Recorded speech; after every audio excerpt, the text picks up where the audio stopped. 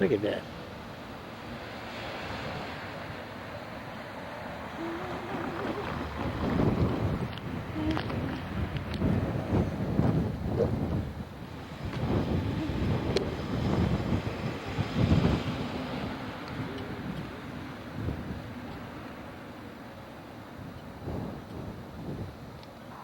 Oh.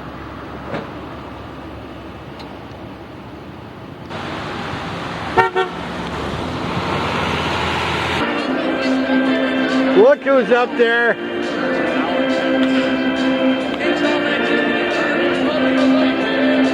There's half a pretty good ball club right there.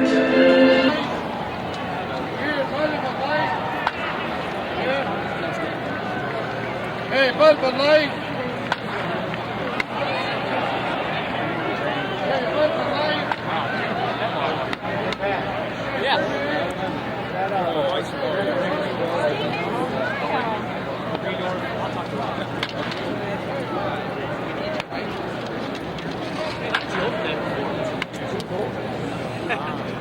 That was my biggest fear last year. Boy, wheeling out to this block.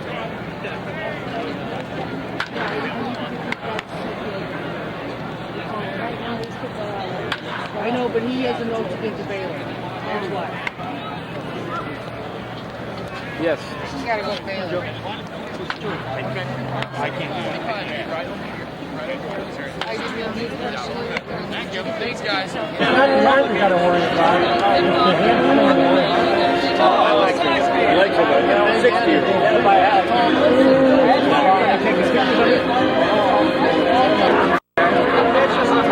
Great place to play. Slow infield. The firemen and the policemen used to have a game there every year. I remember that. They have 40,000 people cheering out right now. Get out of the way, old timers. Did they? Nature called.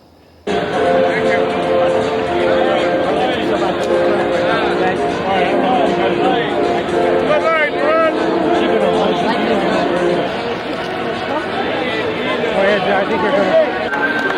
All right, he's up. Oh, get him going.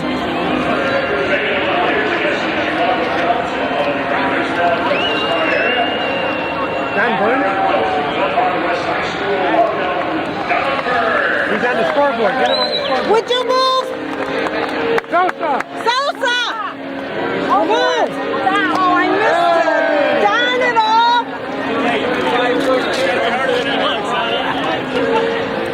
Shoot.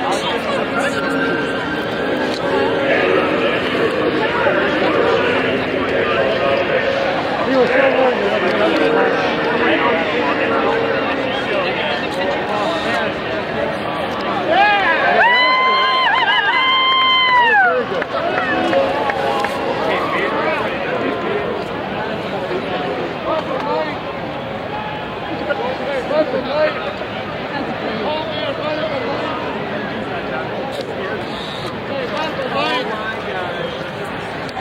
Who's pitching? Oh, look at that. Ed, who's the pitcher? I don't know. Look at this, Ed. Look at this pair. Oh, my God. What's the company doing?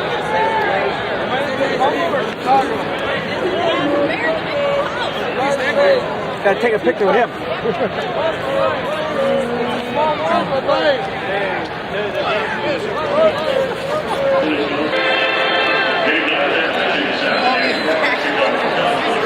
Looking in the wrong end. That just...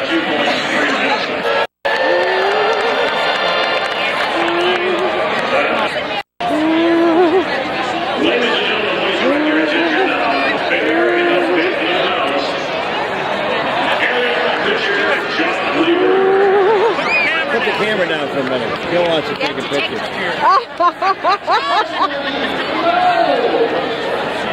You better get working on those early, Harvey. You're getting old.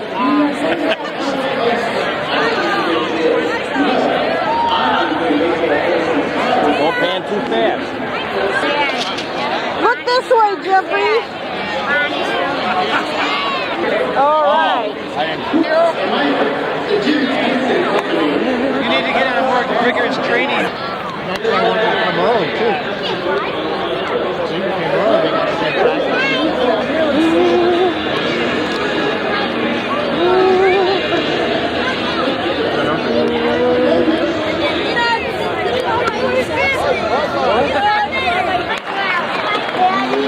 Bud Light, who's ready now?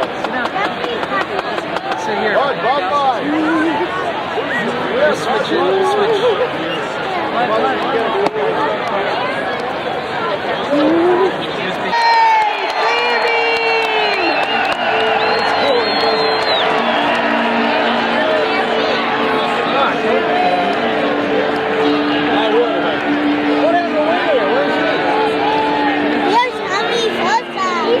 Who's sitting here?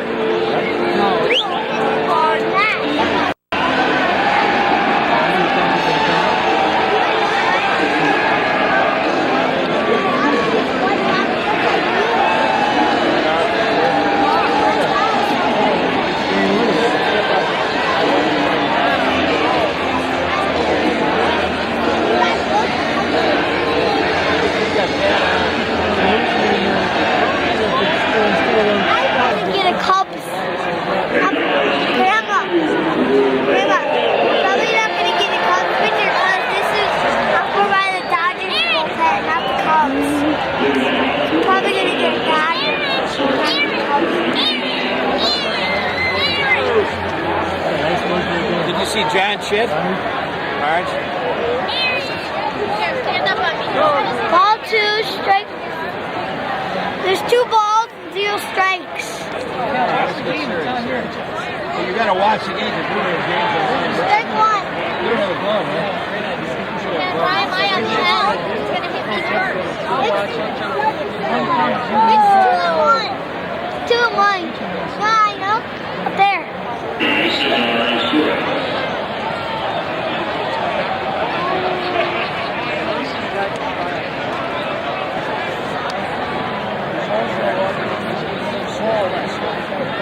That's why he's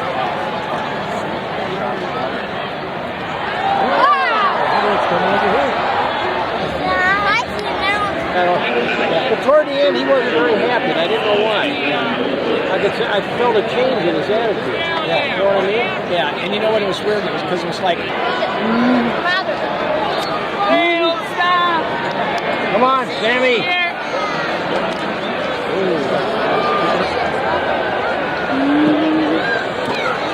That is teaching.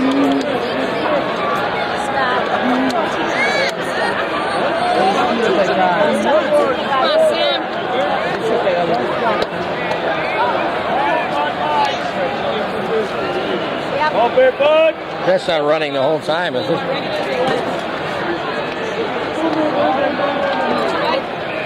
Almost hit him in the forehead. I loved it.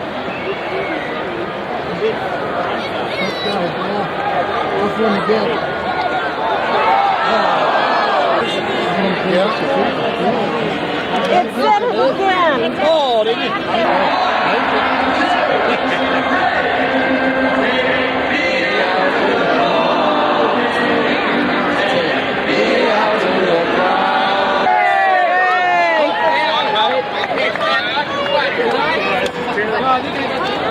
It would be nice if Jeff could go with us. It could be all the So I guys. can drive home. I can drive the kids home. Where is it? Well, here we are on 17. Been a beautiful course. Dad and I hung with him the whole way. Okay, Coach is back, so we can start the show now. I'd like to welcome everybody dedicating the field in his name. So we've got a number of people who are going to come up today and talk. And as far as the format, we're going to have some speakers, we're going to have some presentations, and then we're going to conclude it by the unveiling of the sign that'll be out forevermore.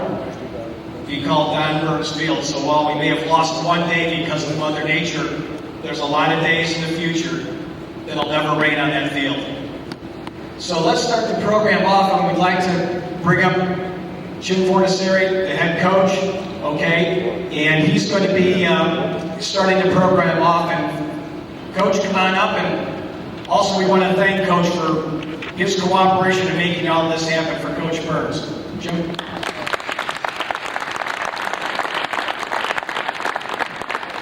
I tell you what, I know not a great weather day for us. It was a good day in a diamond until about 6 hours to go in the ball game. We'll we'll take care of that next week. I really appreciate everyone coming out for this event. I know it's going to be a great weekend. Even though the weather's not cooperating today, I think everyone's going to enjoy not only the hour or so that we'll be in here this afternoon, but also your evening tonight. I'd like to thank Mike Skoronsky and Dr. Zimmerman, our administrators here at Glenbard West, for all their efforts. Also the committee that put in a tremendous amount of hours trying to make this weekend a great one, and to recognize Don. One of the things that we've talked about in our programs we've tried to build in the last couple of years is not only trying to have good young men on the diamond, people that are winners in the classroom and winners in the community, and good baseball players, but we also talk a lot about tradition. And Mark Luganville and some of the other parents are former players, and they've tried to give us a lot of information about the tradition here at Glenbard West on the baseball field, but having a day like this makes it real special. My boys want to recognize Don. I've got a couple of boys whose fathers actually played for Don. Would those boys just step out for me? We've got a couple of those guys. Bill Bush on the far right, Bob Luganville in the middle, and Dave Dobis here on the far side. So these guys all played, or fathers played, for Don. We've got a couple of things that the boys would like to hand on today and kind of get things going and enjoy the rest of the day. Burns, and Dave Dobis is one of our senior right-handers, has a Glenbard baseball hat for Coach Burns.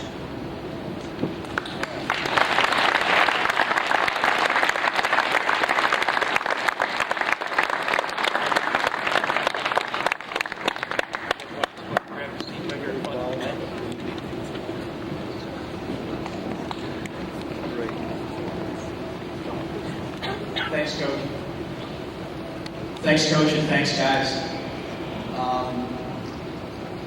Before we get going any deeper, one thing that I do want to do is I do want to recognize the Burns family, okay? And all the kids. Marge, you can't videotape this. I just want Marge to come out here so she can get on camera, in case they video everything. Okay, March 1st and the kids. We got Lori here and Bonnie. Stand up, come on.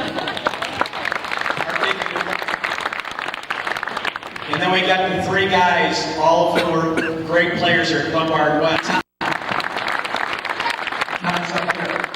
All of the Burns family, stand up for one round of applause, okay? Come on. And all the grandkids. I'm the athletic director of Glenbard West High School, Mike Skoronsky, and Mike has a special presentation to Coach Burns. Mike?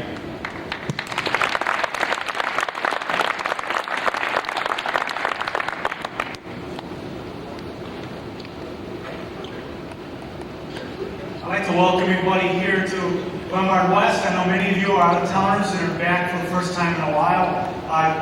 I've kind of opened up all the new areas for you to walk around the building at a later time. We have a brand new gymnastics room up here off the balcony. Those doors are unlocked.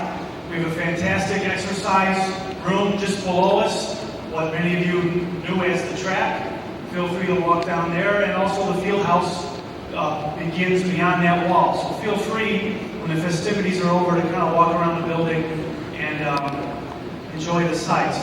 One of the things that I tried to do here as a new athletic director, especially when Hilltop Gym went under construction, is that we tried to organize this year everything from trophies to plaques to the all-conference photos. And I know many of you have been looking through the all-conference photos. We're in the middle of trying to organize them, seeing if we can take so many down from off the hill and get them mounted somewhere here in this building. So they're still in the usual spots, 2 stairwells, but in each vestibule here, each of the 2 vestibules, there are new flip charts, which make it a lot easier for you to kind of go through. So we've been remounting, we probably remounted about 400 pictures this school year.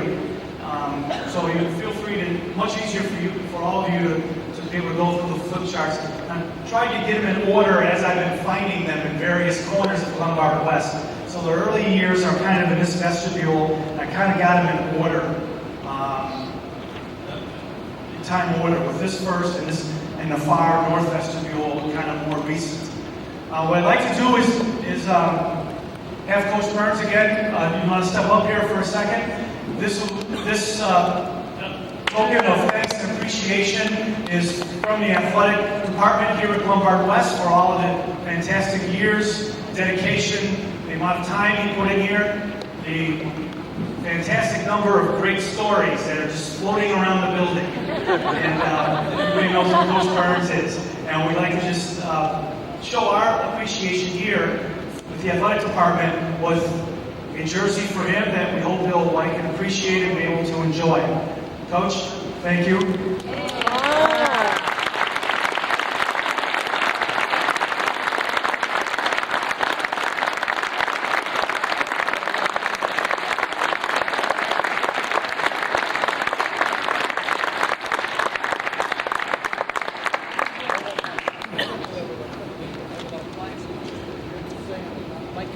You take a picture of him? Hard to do. This is called a photo opportunity. We won't finish until everyone's done. And by the way, here's Greg Broman, class of '68, one of the great Hey!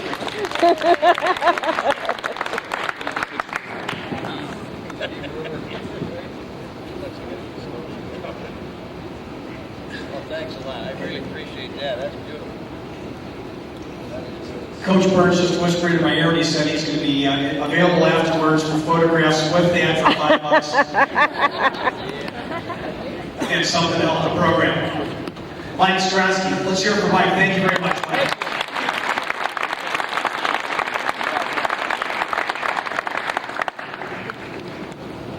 One of the other guys who played for Coach Burns and is still in the community here in Glen Ellen is also the village president. And at this time, it's my privilege to introduce one of my neighbors and teammates, and now the village president of Glen Ellen, Greg Matthews, for a presentation with them. All right!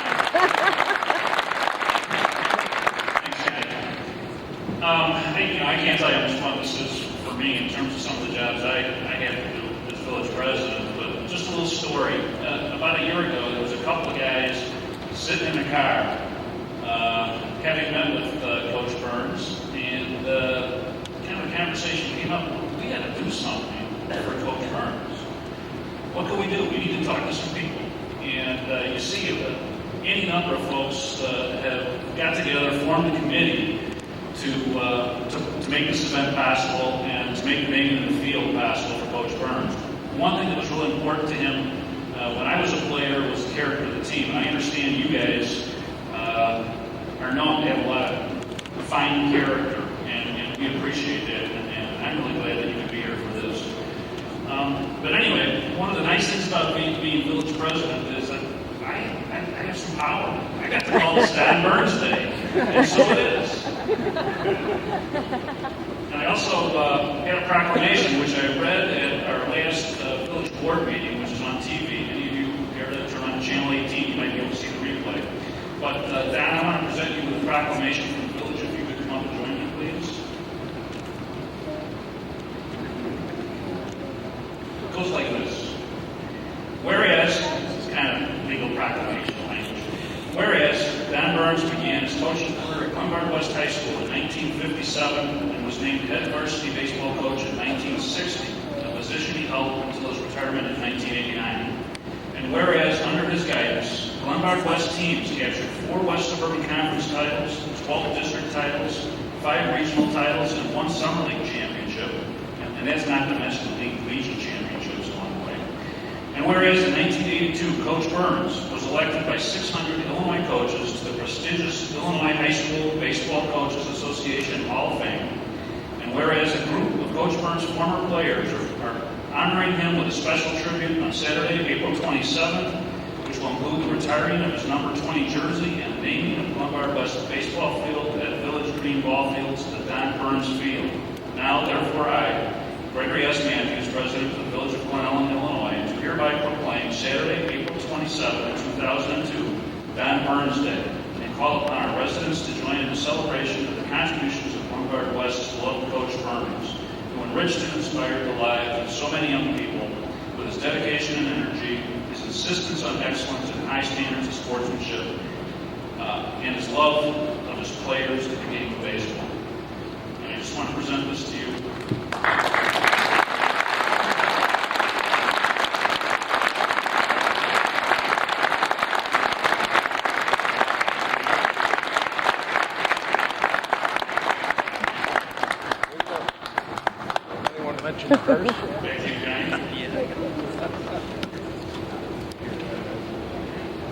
Thanks, Greg. Something else that we wanted to do too, and I don't know if it's I may skip somebody, forget somebody, but I hope not. But one of the things that Don did too was he was very close to the other teachers that he taught with, and we have several of those guys here today. And I'll point out 3, and there may be others, and I'm sorry if I missed somebody. But over here to my right, Coach Duchan, okay? Bill Duchan. Up here, Don Lovell, coached basketball here for years.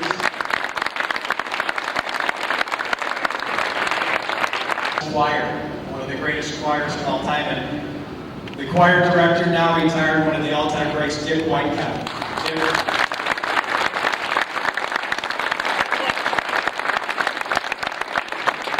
I respected that and they have a friendship.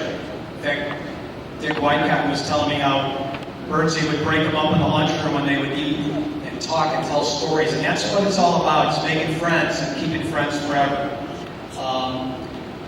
Greg mentioned the committee that met several times in order to make this a reality. And at this time, you see the guys with the hats. The guys with the hats are members of the committee. And I'd like to have them all stand up right now because they're the ones that put all this together for Coach Burns to make it all possible. So the guys who are on the committee, can you please stand?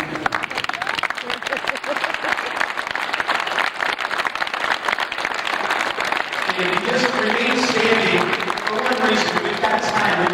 You know, the guys were really humble. I said, you know, we didn't get any applause in high school. Ostrowski, I'm trying to Greg Berlin, Mark Howard, Steve Garwood, Mark Louisville. These guys did an awesome job. Great player.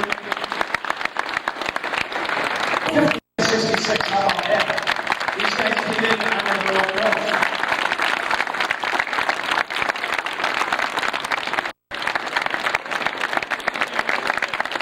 If you play from 70 to, let's say, 79, stand up. If you play for Coach Burns from 70.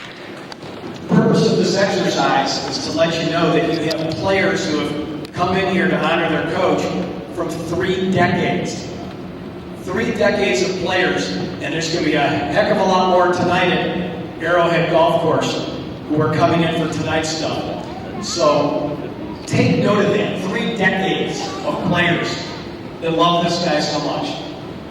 At this time, we're going to get into the unveiling of the sign.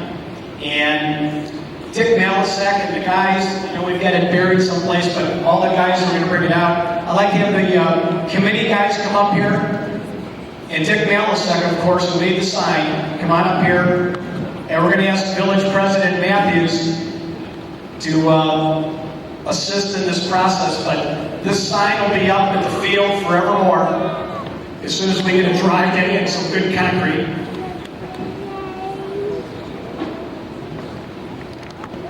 Get your videos and cameras ready. I got it. Okay. Coach Burns, this is what it's all about. Why don't you come on up, and we'd like to have you pull off the tarp here and show everyone the sign for Don Burns Field.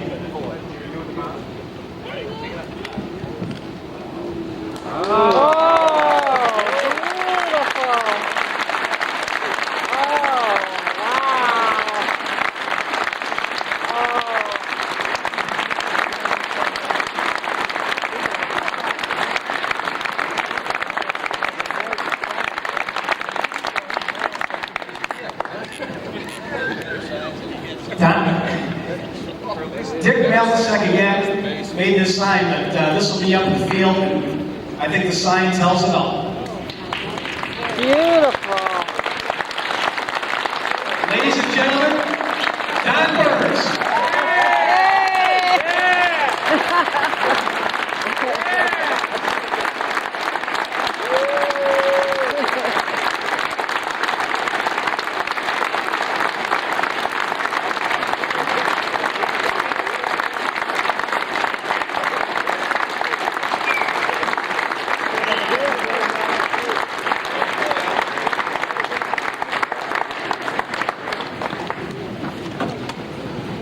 to be hard.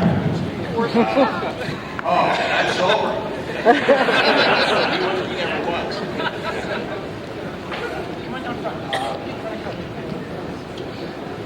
My brother's here, and he came and said because he wanted to see me cry myself. Very hard for men, particularly my age, to express sentiment. But women have an advantage. Women have an advantage. They love everybody. They hug and kiss them. But men, particularly old guys like me, you can't insult your buddies and deal with them. This wasn't done. But it's going to be very hard for me to express how I feel. But I do. I'd like to thank Mr. Scarazzi, the athletic director, for the uniform, although that shirt looked too big for me. It's beautiful. It's beautiful. It's certainly a lot nicer than some of the raggy ones we wore back in 1957. I think some of them had collars on them. So, and Coach Form Cherry, who is doing a great job with the program. He's contacted me several times, and you don't have to look at these kids too long to realize that the program is in fine hands, fine hands. I was always prejudiced. I always thought the baseball players were the best kids in school, and I told everybody that, much to the dismay of some of the other coaches. I thought they were better looking, better behaved, and were just the cream of the crop, and they were. I've got to thank Greg Matthews, president of the village, for all he's done here. Thank God I was always nice to him when he was playing. I don't think he ever made an error. And using a relay man that throws from second to first is not bad. His arm got better as he got older. A lot of people can't run fast. But he knows how I feel about him. All I've never told him. Probably never will. But we get together, he comes up snowmobiling, he's just been great. And all the guys in the committee proving once again that I was right. The baseball players were the best kids in the school. Yeah!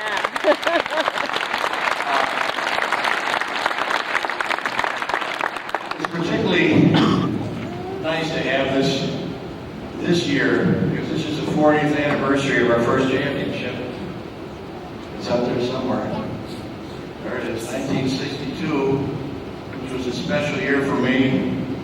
I've got more memories of that year. And a lot of those players are here.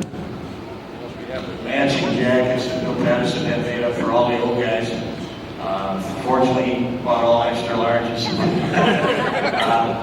I like him to stand up. This team not only won the conference easily, but we had some great memories and experiences with that team that were hard to believe unless you were there and they were there. We had two pitchers, for example, who never pitched except in batting practice all year. And I promised them if we win the conference, that last doubleheader, you guys will at least start. And one of them, Jim Smith, he pitched a 1 or 2 hitter and shut him out. And I remember these guys, the regulars, carrying him off the field on their shoulders. And I saw him a couple years ago, and he said, Coach, that was the highlight of my life that day. And it was terrific. I don't think they could find Jim. It's hard to keep track of these guys, but he just loved that experience. He's 50 years old or 55 years old now. And it was a highlight. We played against men's teams. Dick Watkins is up here. We played the University of Wisconsin summer team. Dick shut him out, including a kid on that team named Riker, who got the biggest bonus in the history of the big leagues at that time. And I don't think he hit you, did he, Dick? No. So it was an outstanding team. I'd like them all to stand up, because these are my boys from 62.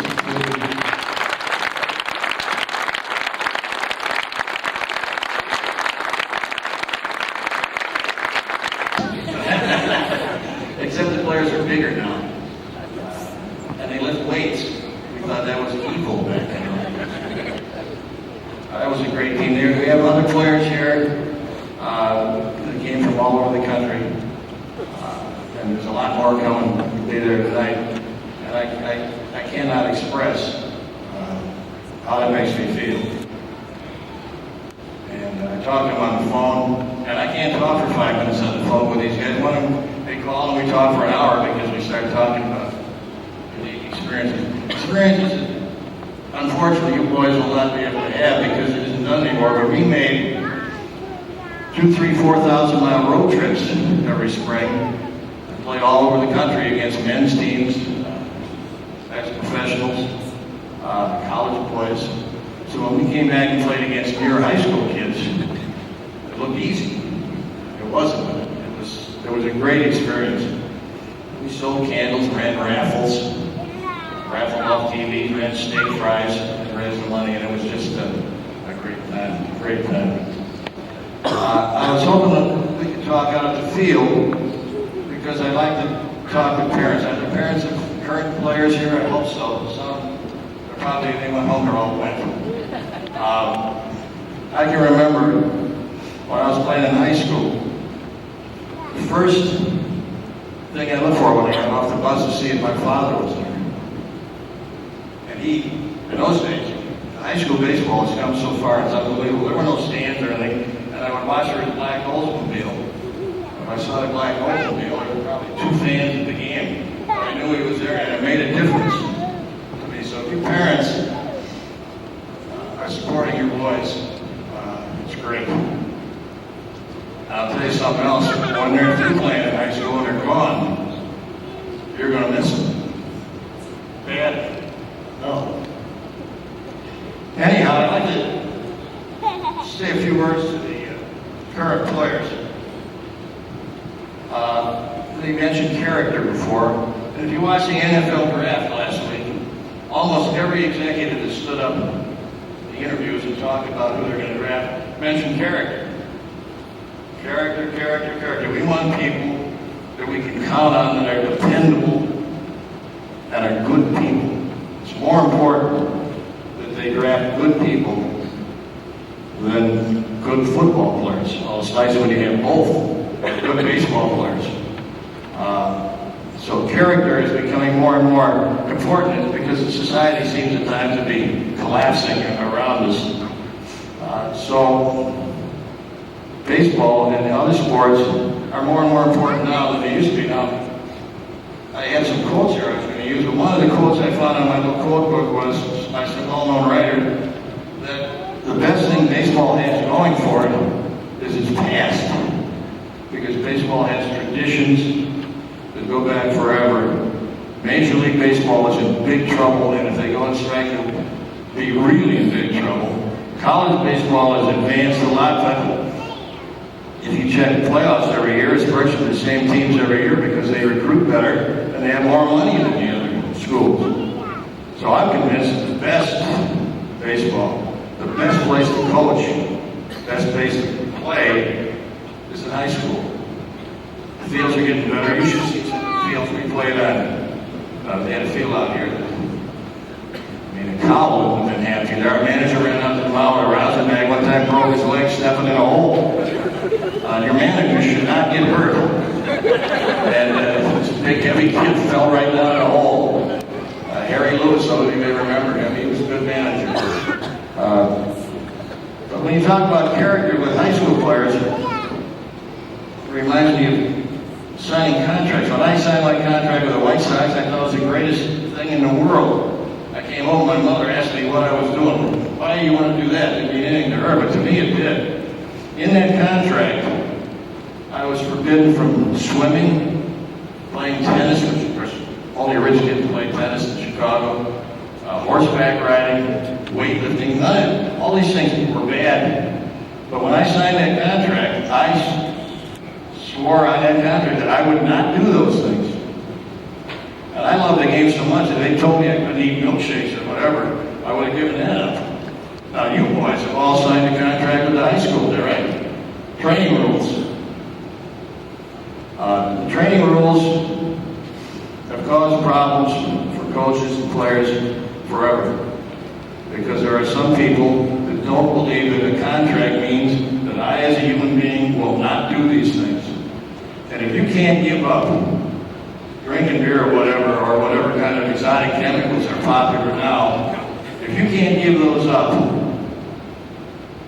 to enjoy the experience of being a baseball player and making lifelong friends, these men are friends for 40 years, and they could have blown it all because of a six-pack or something like that. The contract can be broken easily.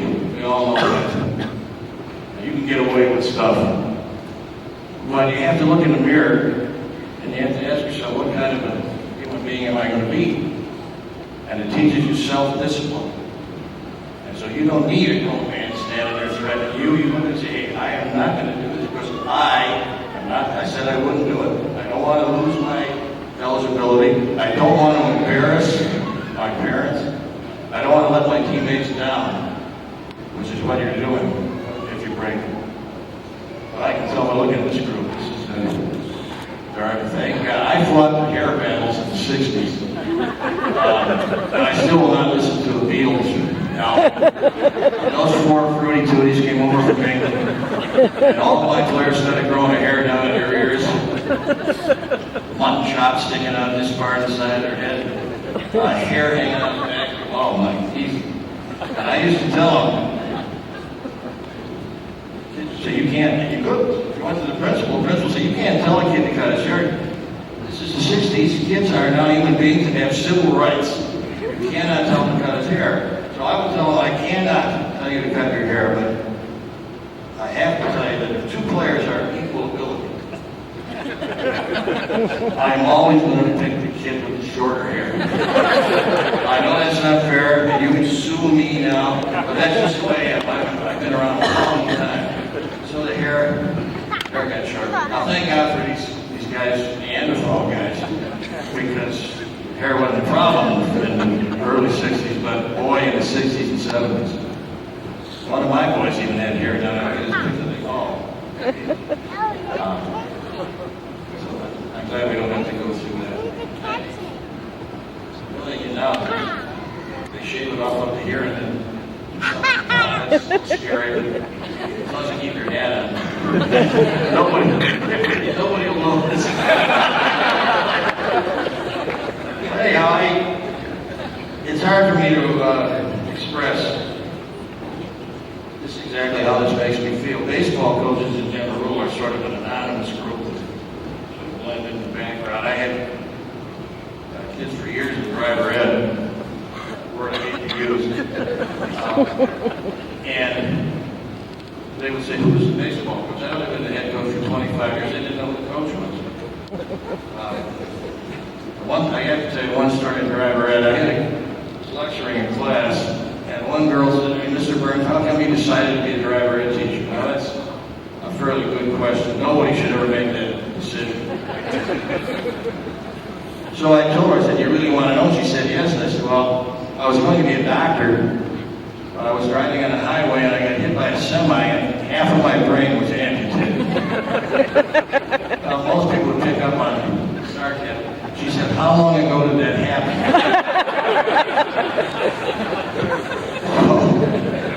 If you want to grow up and be a driver and teacher, come see me after we get done.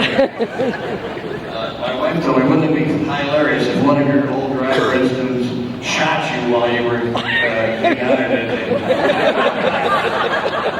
Happy thought. I'd like to publicly apologize to anybody whose feelings ever got hurt in driver ed. One or two, I'm sure, over the years, felt bad after being in there. They didn't feel as bad as I did. That's about all I can think of to say. I appreciate this like nothing else. You have just so many high points in your life. On Greg's case, when he got that hit that one year. Playing on the high school team was great. Playing on the college team was great. My coach is here, by the way. Les Miller, stand up. Les.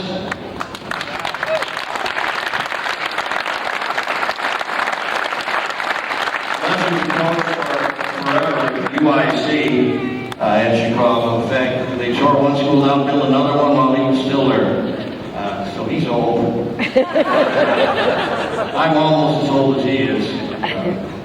And he, when I was a freshman in college, I wasn't sure whether I wanted to do that, to stay in there, and he was a big influence in keeping me in school. And I still appreciate it. Although he was mean to me. I went from second to third on a bunt one time, and I thought the batter had fouled the bunt off. And actually, the catcher had missed it. And I got up and trotted back to second. I got caught in a rundown, and my beloved coach yelled, "Get off the field, you big dummy." Remember that? Another thing he did to me, he came up with this new idea that we would put on a play that nobody else had ever used. I thought it was one of the younger kids' cars because I saw little kids' jackets, but you must have been all the lowest. I had Todd's kids in there. Yeah. Where is he? Coach told me, I'm the guy that's going to, as soon as this guy turns his head and looks away, take off for the plate. Remember that? He did it once. They had a big black kid catch it, looked like he'd eaten me for breakfast. This kid was huge and mean. Well, the pitcher, Les forgot that the pitcher could turn his head a second time. And he saw me heading toward this Man Mountain catcher. And I was out by about 60 feet. And this guy ate me up. I mean, he threw me up in the air, which made everybody on the team, including Les, happier than they'd ever been in their life. I mean, you never heard such guffawing while I was dragging myself out of the dirt. So, I should probably quit reminiscing about all the bad things he did That there. birthday is empty. Why did you get on us about these players? You knew that was going to happen. Oh, we've had 7 or 8.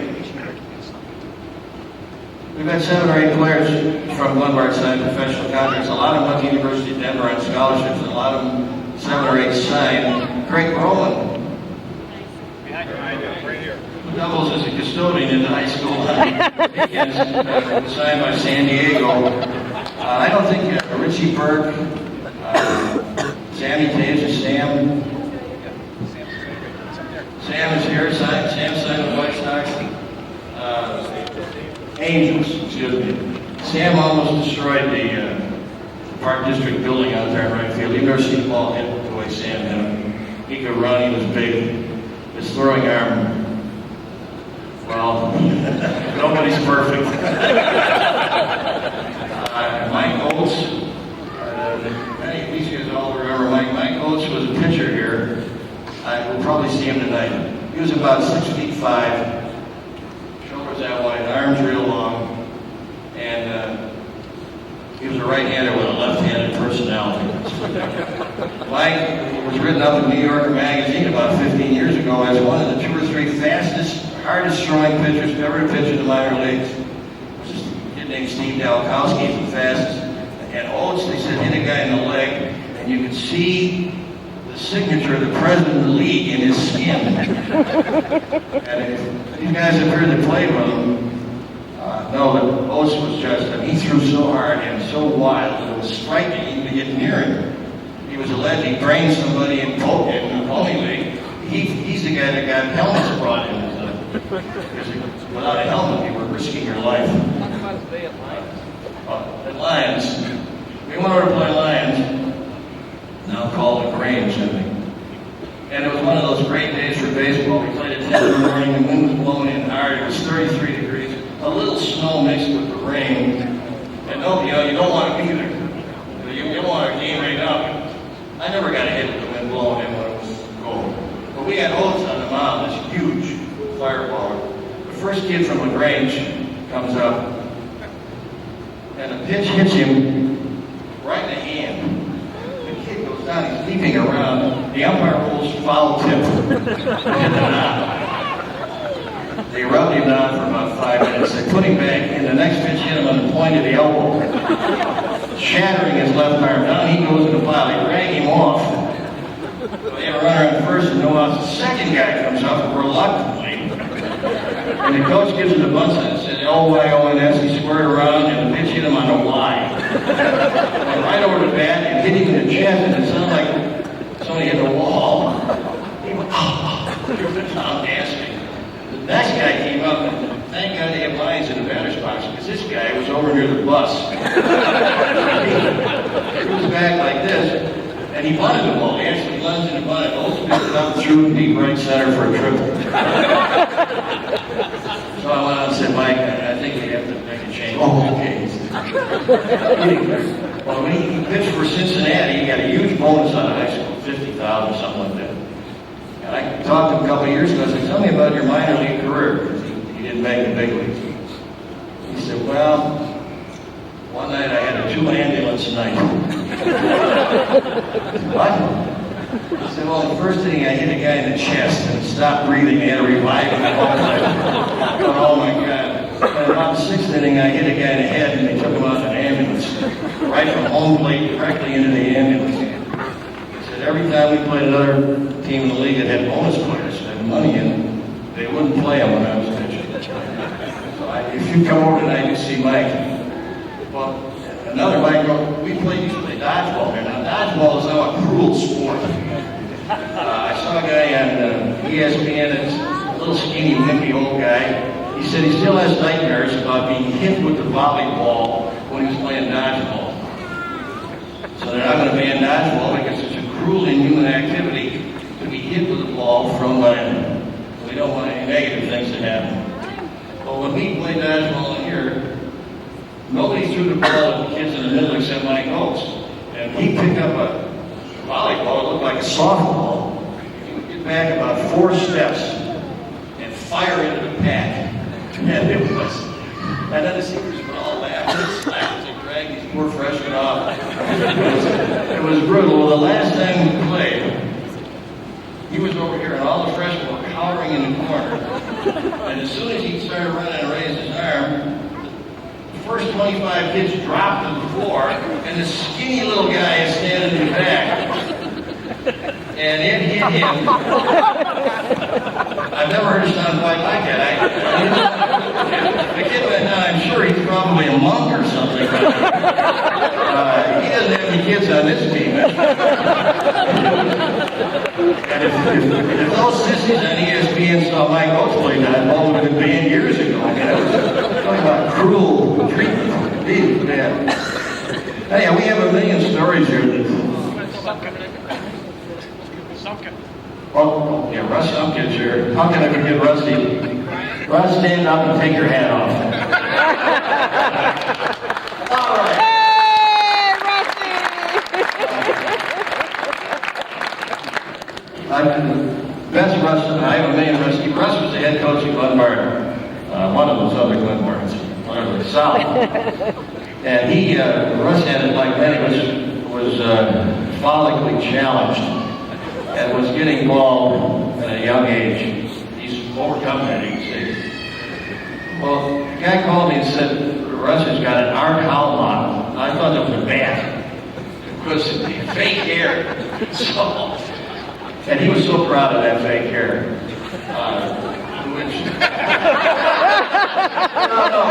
Anyhow, we played in a doubleheader the next weekend, and I had a giant Halloween afro. So we hit infield everything with my normal cap, and I went, my whole team surrounded me, and I put this afro on, it was this big, and they pinned my cap on the top of it. I walked up to home plate for the meeting with the umpires. Russ didn't even smile. His wife laughed so hard she wet her pants in the stadium. And his team, if your coach walked in, none of your guys would have a hair problem. But if your coach walks in with a toupee, don't laugh, because you'll be on the bench. And you should have seen me when I was making fun of the kids on this team. Were going, oh my God, he's Coach Sumpkin. It was beautiful. Russ used to go with us on the trips. These guys were on the trips. President Matthews is going to get on me here. I have not started to cry, right? I tell you, I appreciate this sign. I have to tell you, in finishing, one little joke, because I like the punchline. An English woman came over to visit her nephew. She'd never seen a baseball game. So they went out to the game. He said, "I'll explain the game to you." So the first guy hit the ball left field. He's racing toward first. And the English woman said, "Why is he running toward that base over there?" And he said, "Because you have to get to the base before the ball gets there." So she stood up and said, "Run swiftly, young man, run swiftly." He sat back down, and the next guy walked. So he's walking toward first base, and the English woman said, "Why is he walking?" And her nephew said, "Because he has 4 balls." And the English woman stood up and said, "Walk proudly, young man. Walk proudly." Now I like that last line, and I'm going to change it a little because I'm going to, it should be "Walk proudly, old man," because I am going to walk proudly. And thanks to everybody here.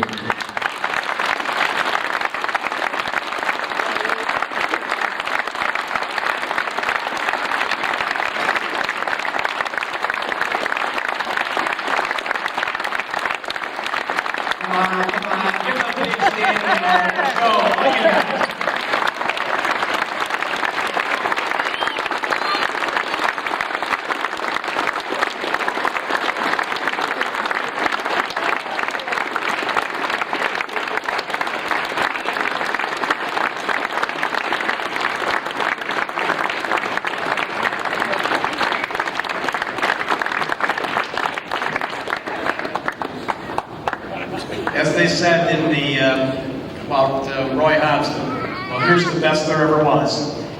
Since later on today, late at Arrowhead Golf Course, I think.